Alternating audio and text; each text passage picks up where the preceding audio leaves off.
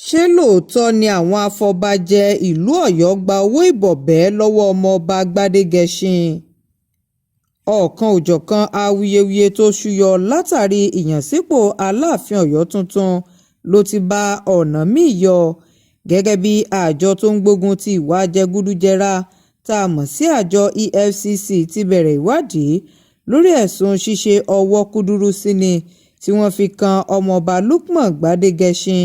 àtàwọn afọbajẹ ìlú Ọ̀yọ́. Awuyewuye ọ̀hún tó ṣúyọ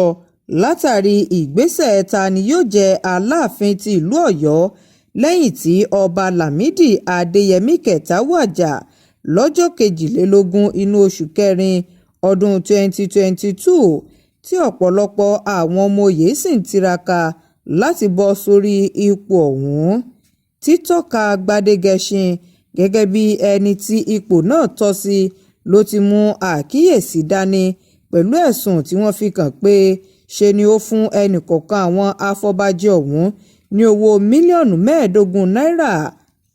kí wọ́n lè ṣe àtìlẹ́yìn fún kó lè dé orí ipò náà.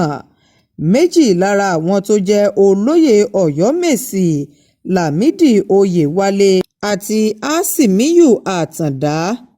ni wọ́n ti sọ fún àjọ EFCC pé àwọn afọbajẹ náà gba owó ìbọ̀bẹ́, léyìí tí ó ṣe àtọ́kùn fún ìpinnu wọn láti kéde Gbadegẹsin gẹ́gẹ́ bí ẹni tí ipò náà tọ́ sí. Lásìkò ìjókòó ilé-ẹjọ́, agbẹjọ́rò fún àjọ EFCC SM Galadanchi fìdí rẹ̀ múlẹ̀ fún ilé-ẹjọ́ tí ọ̀rọ̀ náà sì ti di tọ́rọ́ fọ́n kálẹ̀ báyìí lẹ́yìn tí ìjọba ìpínlẹ̀ Ọ̀yọ́ kọ ìyànsípò Gbadegẹsin gẹ́gẹ́ bí Aláàfin tìlú Ọ̀yọ́ tó tọ́ka sí àwọn àìṣedéédé kan tó wáyé nínú ìgbésẹ̀ ìyànsípò rẹ̀. Gómìnà Ṣèyí Mákindé ni kò buwọ́lu olùdíje kankan tí ó sì pè fún kí wọ́n tún ìgbésẹ̀ yíyan ẹni tí yóò jókòó sórí àpèrè náà kí wọ́n tún ṣe. Ní ìfèsì sí eléyìí, àwọn afọbajẹ 5 pẹ̀lú Báṣọ̀run tìlú Ọ̀yọ́ Yusuf Akínadé ni wọ́n fi ẹ̀sùn kan gómìnà Ṣèyí Mákindé wípé òun kọjá àyè rẹ̀, tí wọ́n ní àṣẹ tí gómìnà ọ̀hún pa tako ẹjọ́ tó ń lọ lọ́wọ́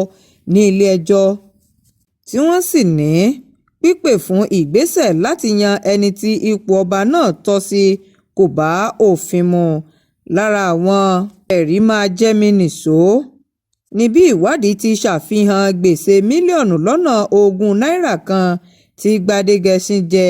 tí kò sì san, léyìí tí àlékún ti dé bá báyìí tó sì ti di owó mílíọ̀nù 52 náírà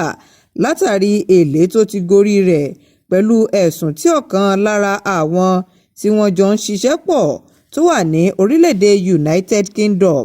Ọmọṣàléwá Akínyẹlé fi kàn án wípé ó ń ṣe àgbéjáde ìwé sọ̀wédowó láti fi san àwọn gbèsè wọ̀nyí,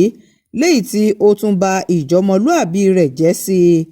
Ọ̀rọ̀ ọ̀hún ti dá ọ̀kan-ò-jọ̀kan awuyewuye sílẹ̀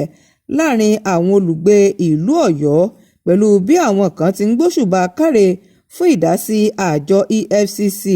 tí àwọn kan ò sì nígbàgbọ́ nínú ìgbésẹ̀ yíyan Aláàfin Ọ̀yọ́ tuntun tí ọ̀pọ̀lọpọ̀ sì ń retí kí ni yóò jẹ́ àbájáde ìwádìí àjọ EFCC, ìdájọ́ ilé-ẹjọ́ àti ìgbésẹ̀ wo gan ló kù tí gómìnà Ṣèyí Mákindé ó gbé lórí ọ̀rọ̀ náà. Shakirat Arówólò Nurudeen ló ń jábọ̀ ìròyìn fún iléeṣẹ́ Atótó Arére Online TV. Ẹ ṣé púpọ̀ bẹ́ẹ̀.